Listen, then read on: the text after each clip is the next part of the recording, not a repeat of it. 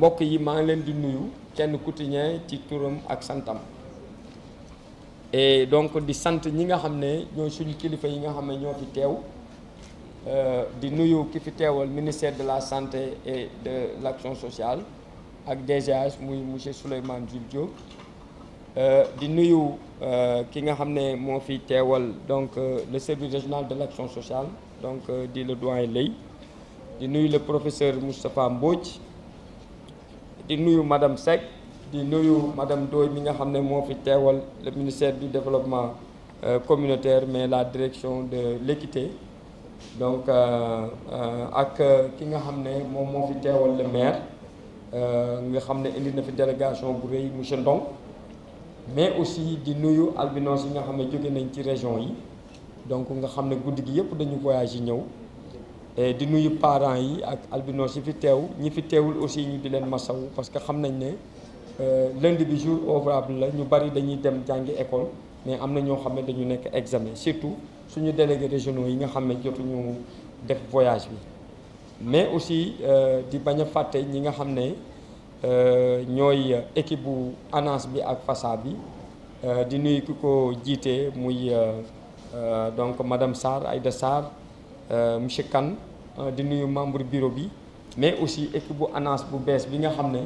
bu yàggul dara moom la ñu teg ci assemblée générale bi et di wax ne ren formule bi table ronde la donc xam naa ne après dinaa leen liiral teg contexte bi wala ñu désigner kenn mu liir ko mais discours bi nga xam ne dañ ko def donc muy discours boo xam ne dañ ko jagleel donc ñi nga xam ne ñoo fi teewal tey autorités yi muy waxtaan boo xam ne yóbbante buñ leen bëgg a bokk ak ñoom pour ñi nga xam ne ñoo leen fi yabal dinañ ko mën a bokk ak ñoom donc bu ñu ñëwee ñi nga xam ne ñoom ñoo fi teew ñi ngi wax ne 13 juin bi journée triomphale la ndaxte defe naa ne avant ñuy décréter 13 juin bi ñun bokk nañ ci acteurs yi nekkoon sur le terrain di dem Union africaine di dem Nations Unies donc di plaider li nga xam ne moom la ñuy wax cause albinos yi ba yàlla dogal donc Union africaine def benn décret Nations Unies aussi décréter journée 13 juin comme journée mondiale boo xam ne àdduna bi yëpp wërngal képp dañ koy célébrer donc jagleel ko ñi nga xam ne ñoom ñooy dundee laago bi ñuy wax puune et donc bu ñu jógee ci loolu ñi ngi wax ci association bi xam ne ñi ngi ko créé en 1987 donc 97 ba léegi nag ñun ñi nekkoon ci ay xale yu ndaw boobu daanaka sax ñu ngi nekkoon ci primaire di jàng di ci yëngu ba 2012 mu tegu ci suñuy loxo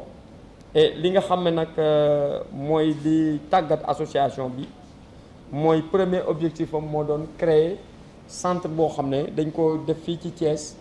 et centre boobu war na jël ñaar téeméeri xale yoo xam ne fa la ñu war a jàngee ak xale yoo xam ne dañu nekk ci situation défavorable pour bañ a wax ne albinos yi dañ leen a beddi leen berloon ñoom kese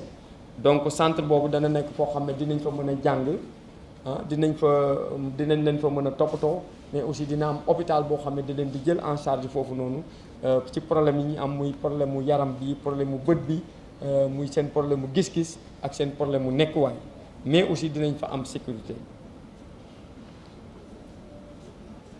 di wax ne aussi association bi bu yàggul dara donc li nga xam ne bokk na ci yi muy def mooy ay consultation gratuite di joxe ay docteurs yoo xam ne dañuy wër ak ñoom biir Sénégal wala ñuy dem ci région yi di saytu li nga xam ne mooy deru albinos yi ndaxte bu ñu fàtte ne albinos yi bu ñu ñàkkee mélanine bi nga xam ne moom la ñu judduwaale mélanine boobu dafay laal seen bët laal seen yaram seen gis-gis day wàññeeku dañuy mel ne ay silmaxa donc dañuy soxla li nga xam ne moom la ñuy wax crème solaire yooyu nag dafa cher surtout indice 50 bi mooy bi ñu def plus 50 ak bi ñu def plus 100 ndaxte bu ñu fàtte ne fii ñu nekk nii muy Sénégal di Afrique 365 jours la année bi yëpp yoo xam ne day naaj te puune bi bu deewul crème solaire boobu noonu du mën a génn lu ëpp fanweeri minute ci naaj bi donc loolu dafa nekk médicament essentiel boo xam ne maanaam pour wér-gu-yaramam daf ko war a jël fanweeri minute balaa muy génn ci naaj bi et gis nañ aussi yi ñu am fii Sénégal 4 heures de temps rek la koy protéger mais boo xoolee ay dëkk yu mel ne Allemagne produit yi nga xam ne moom la ñuy produit foofu day def 24 heures parce que foofu substance bi ñuy wax UVA nga xam ne moom mooy substance protectrice bi foofu lañ koy bàyyee loolu mooy tax seen crème mooy gën a cher et loolu nag nekk na loo xam ne bëgg nañu nguur gi jàppale ñu ci ba ñi nga xam ne yenn laago yi wala yenn feebar yi ni ñu amee accès gratuit ci seen médicament yooyu noonu puune yi aussi mën a am accès ci crème solaire boobu maanaam nga xam ne dañ leen koy jox te duñ ci génn benn dërëm mais aussi jàppale leen ci seen yaram muy seen bët ak seen nekkuwaay ndax gis nañ ne cancer bi aussi daf leen di sonal.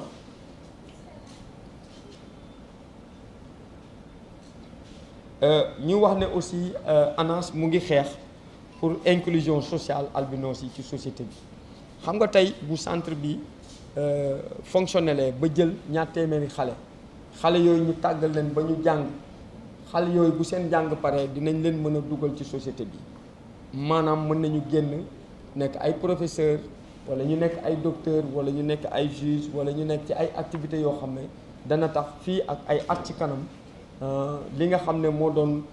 taux d'analphabétisme bi ñu noté woon nga xam ne téeméer boo gis juróom-ñeent fukki ak juróom-ñetti ci ay puune jànguñu wala amuñu formation wala mosuñoo dem ci école loolu dana tax maanaam pari d'inclusion boobu ñu mën ko réussir mais aussi mën a tàggat ñi nga xam ne ñooy suñu autorité ak parents yi ci li nga xam ne mooy feebaru albinos yi ba gis-gis bi nga xam ne dañ ko am tey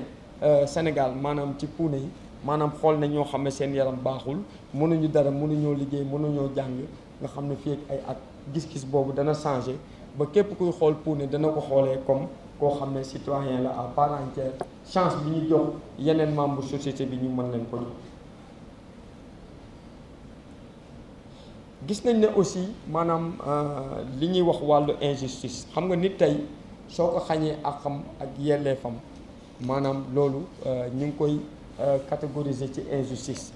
injustice boobu dafa law ba ci li nga xam ne mooy sacrifice yi nga xam ne dañ leen koy def surtout ci période élection loolu it aussi association bi mu ngi ci liggéey bu rafet li nga xam ne mooy croyance yooyu maanaam gëm-gëm yooyu nga xam ne ay gëm-gëmu maam yi la woon nga xam ne daf ci am côté boo xam ne bu baax la am ci am côté boo xam ne dafa lëndëm nga xam ne dañuy dem bay sëriñ di wax ab politicien ne ko bu élection ñëwee boo bëggee gagner élection il faut nga sacrifier albinos bu yàggul dara dem naa fi Guinée warul mat ñeenti weer li tam ma fa yóbbu woon mooy dañu gis ne ku jege président bi di xaritam benn bakkan dafa jël benn puune yóbbu ko ba ci tefes gi mu rendi ko def ko sacrifice te nee na loolu bu jëree mu defaat ko ndax ci tradition Guinée la bokk président bu bees bu ñëw dañ laa war a defal sacrifice kon loolu day wane ba léegi li nga xam ne mooy ak yelleefu puune yi ci biir Afrique dafa sooxe te ñi nga xam ne tey dañ ci war a jël ay ponk ay mesures yu am solo bokk na aussi muy suñu autorités yi muy ñi nga xam ne ñoom ñoo ñu jiite ndax tey ñoom ñoo yor way politique bi ñoom ñoo yor instance de décision yi ñoo yor police ñoo yor gendarmerie ñoo yor sécurité donc buy mel noonu di am te du am saafara du am li nga xam ne moom la ñuy wax sanction nit ñi dañuy jàpp ne ba léegi tey ki ñu wax ne puune bi jigéen bi boo tëddeek moom say mbir day ubbeeku nga dem tëdd ak puune bi jigéen bi parce que amul dara lu ko protéger xale bu góor bi nga dem tëddee ko yàqal ko àddunaam tey da ngay gis ci biir Sénégal fii ay puune yoo xam ne dinañ leen ëmbal duñu xam kan mooy seen papa yi doom ñu continuer di dund ak pauvreté et bu ñu yëkkatee seen baat duñu am kenn ku leen jàppale parce que organisation société civile yi aussi yu ci bari ni ñu war a jegee kuréel yi comme suñu kuréel yi pour mën ñoo may doole ñu gën a mën a yëkkati suñu kàddu yooyu bariwul et tey amoon nañu vraiment mbégte doon bëgg a dalal waa Amnesty mais xam naa ne comme waxoon nañ ma dina ñëw maa ngi am yaakaar ne dinañ ñëw mais ñu ngi liggéey ak ñoom benn liggéey bu rafet ci côté boobu noonu def nañ tournée dem seeti kilifa diine yi xool waa jàngu bi catholique bi noonu aussi lañ bëgg a demee ci yeneen autorités yi gis président pour gën a mën a naxasal loolu ñuy wax waxtaan bi sensibiliser ko ci li nga xam ne mooy jafe-jafe yi puune di dundee fii ci Sénégal. donc ñi wax ne chaque jour loolu la association bi di xeex mooy non à la stigmatisation au sacrifice des albinos maanaam bodd bi ak bedd bi ñu leen beddi loolu ñun dañ koy xeex mais aussi rey yi ak assassinat yi enlèvement yi donc non au massacre non à la mendicité et au mauvais traitement. Gis nañ ne aussi puune yi ñi nga xam ne amuñu benn activité lenn rek la ñuy def muy tàllal seen loxo di yalwaan tey boo demee ci tali yi ñi ngi ciy gis ñëpp en plus de yalwaan boobu ñuy yalwaan mënu leen jariñ sax ñu mën ci jënd produit wala ñu mën ci dund. Donc loolu bokk na ci li nga xam ne ñun dañ koy xeex ndax dañu bëgg tey tàggat leen ba ñu mën a am ay activités yoo xam ne dañ koy def nekk ay acteurs économiques comme ni ko yeneen couches yi nekkee. Et donc vraiment loolu laay tëjee discours bi di wax ne maa ngi sant ñëpp maa ngi gërëm ñëpp surtout di remercier presse bi nga xam ne vraiment fu ñu soxlaa ñu ñëw fekk ñu ci bàyyi seen activités yëpp ñëw ànd ak ñun. Di wax ne tey vraiment donc mbégte la tey dalal fi ñi fi nekk ci autorité surtout nag ak délégation bi nga xam ne tey ñoom ñoo jógee ci mairie bi ñëw di wax ne vraiment ñu ngi leen di tàllal seen loxo suñu loxo ndax bëgg nañu liggéey ak yéen liggéey bu rafet ndax am nañ fi centre boo xam ne c'est le seul centre d'albinos en Afrique et centre boobu mu ngi sampaate bëgg nañu incha allah ki nga xam ne mooy kilifa maire bi donc par l'intermédiaire aussi de son directeur de cabinet mu informé ko bëgg nañ ko invité ànd ak moom ñu visiter centre bi parce que travaux la nekk mais daanaka léegi mu pare te lii objectif bi mooy fexe ba ñaar téeméeri xale yi puule mën faa nekk ñu ànd ak ñoom te loolu nag mënoo koo def te ñi nga xam ne ñooy kilifa dëkk bi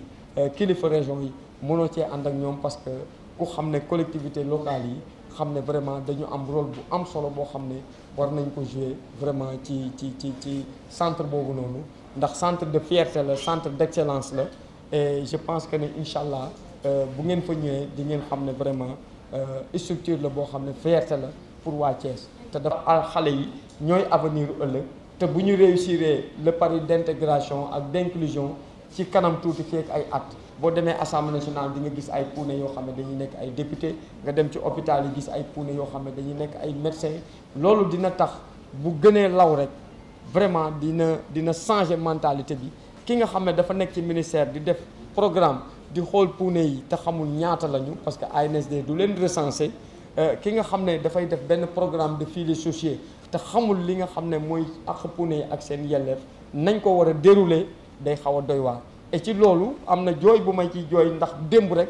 ay puune yoo xam ne ñu ngi nekk Nioro am ñu nekk Mbirkilaan am ñu nekk Samako Kaolack am ñu nekk ci yeneen région yi ñi ngi may jooy ci waa SEMI ak seen problème bourse familiale yi et loolu aussi may profité ci présence su presse bi di wax le directeur de la SEMI ça fait 5 ans ñu ngi daw ci ginnaawam di ko jooy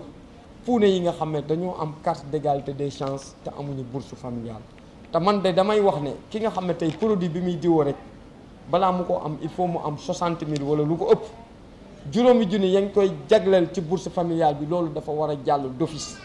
te noonu la ko son excellence le président de la république waxee woon ci bi ñuy lancé projet bi au King Fahd Palace daf ne woon handicapé bu am carte d'égalité des chances automatiquement dafa war a jàll ci bourse familiale kon lii correctif la boo xam ne aussi depuis 5 ans maa ngi koy jooy heure bu ñu amee activité maa ngi koy jooy parce que noonu lañ ma koy jooyee ci téléphone chaque jour ba démb ci guddi lañ ci mujj puune yi nga xam ne seen parents yi dañ ma woo di ma wax ne ñoom ñi ngi ak seen carte d'égalité des chances waaye boobu ba léegi mënuñoo am bourse familiale kon ngal ki nga xam ne moo yor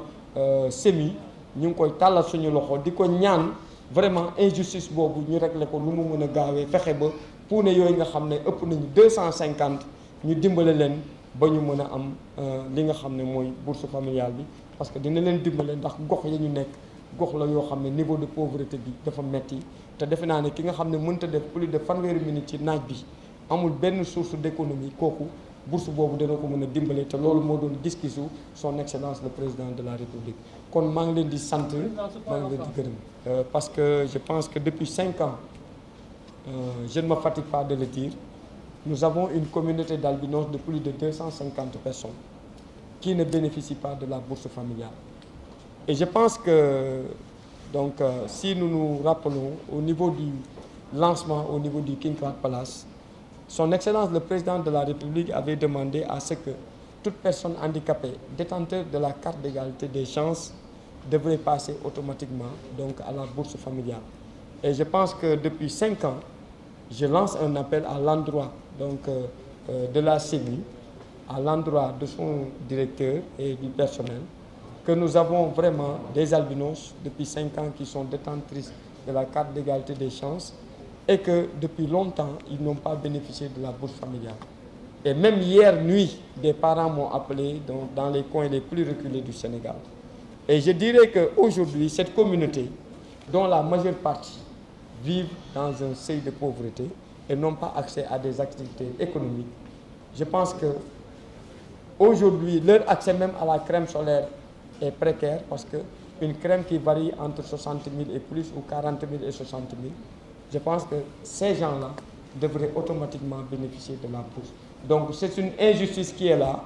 qui depuis longtemps n'a pas été corrigée. Aujourd'hui, nous profitons de cette équation pour lancer un appel à l'endroit donc de l'autorité et de la CENI, donc de nous aider à aider ces parents qui sont détentrices donc de cette carte d'égalité des chances à bénéficier de la bourse familiale. Merci beaucoup. Mesdames et messieurs les conseillers et représentants des institutions nationales, monsieur le représentant du maire de la ville de Thiès, mesdames, messieurs les directeurs généraux, mesdames et messieurs les directeurs et chefs de services nationaux, mesdames et messieurs les représentants des organismes internationaux de coopération, monsieur le représentant de la Fédération sénégalaise des associations de personnes handicapées, mesdames et messieurs les représentants des ONG et OCB, mesdames et messieurs les représentants de la presse, honorables invités en vos rangs, titres et qualités. Mesdames et messieurs, c'est pour moi un honneur et un grand plaisir d'être parmi vous ce lundi 13 juin 2022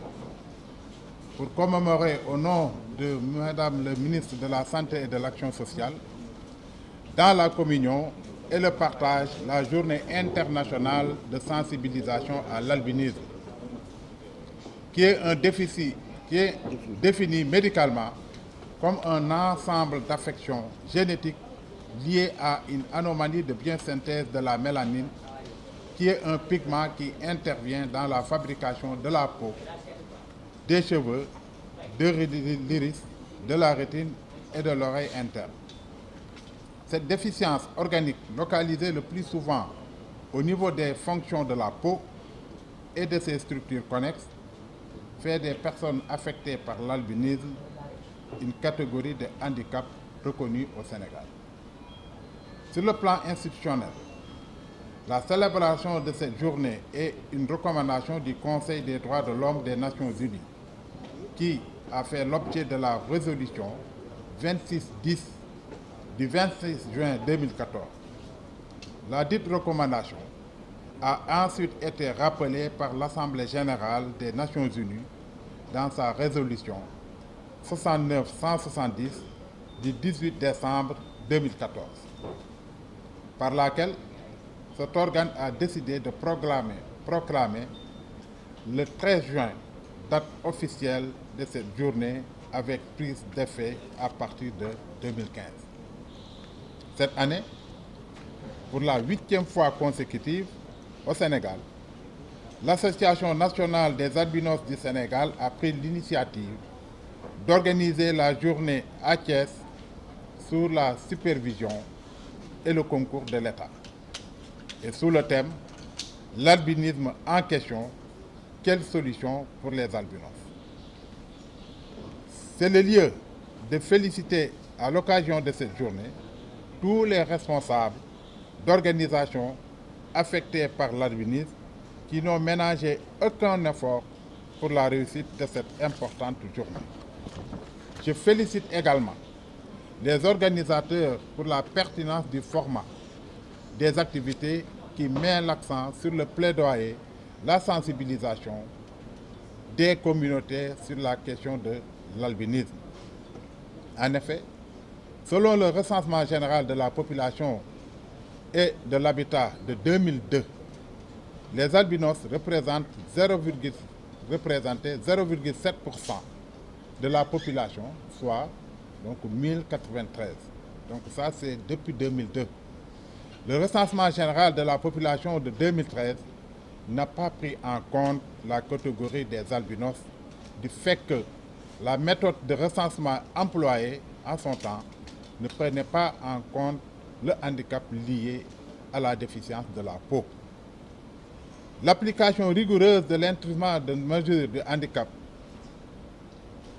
validé en 2016 va certainement contribuer à une meilleure prise en compte des albinos lors du recensement de la population prévu l'année prochaine. Ainsi, convient-il de mentionner que dans le cadre de la gestion de la carte d'égalité des chances, un système d'information et de gestion a été mis en place à la Direction générale de l'action sociale et a permis le recensement de plus de 347 albinos à ce jour, donc 347 albinos qui ont donc dans le système de la carte d'égalité des chances. Mesdames, Messieurs, honorables invités, en vue d'améliorer les conditions de vie des personnes handicapées, l'État a mis en œuvre des politiques publiques inclusives et sensibles à la question de l'albinisme. Sous ce registre, de 2012 à 2021, le Programme national de réadaptation à base communautaire a financé en faveur des personnes handicapées près de 272 608 projets socio-économiques, individuels et collectifs dans plusieurs domaines relatifs à l'éducation, la formation, la communication, les secours, les subventions, l'appareillage, les soins porteurs et les projets économiques. Aussi, à ce jour, l'État a produit 69 289 cartes d'égalité de chance. Parmi les bénéficiaires de la carte, on dénombre plus de 347 albinos. Dans le cadre du suivi des directives présidentielles, 24 827 personnes handicapées ont été enrôlées dans les mutuelles de santé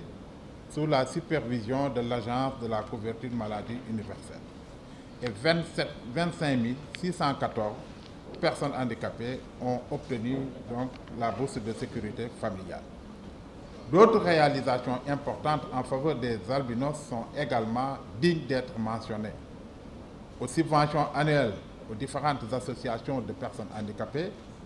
mais aussi un appui annuel en crème solaire. Toujours au plan médical, sur le plan de la réadaptation fonctionnelle, une réflexion est en cours avec la PNA et Val d'Afrique pour intégrer la crème solaire dans la commande publique des médicaments essentiels. Mesdames, Messieurs, distingués invités, je ne saurais conclure sans féliciter les membres du comité d'organisation de cette 8e édition de la journée dédiée à l'albinisme, désormais intégrée dans l'agenda républicain de notre pays. Aussi, convient-il de dire que nous accordons une attention particulière aux conclusions qui émaneront donc de la table ronde et qui sans doute vont nous aider à améliorer les stratégies d'intervention en faveur des personnes handicapées et spécifiquement en faveur donc des albinos. Je terminerai par remercier tous de votre aimable attention et déclare l'ouverture officielle des activités de la 8e édition de la Journée internationale de sensibilisation à l'albinisme. Je vous remercie.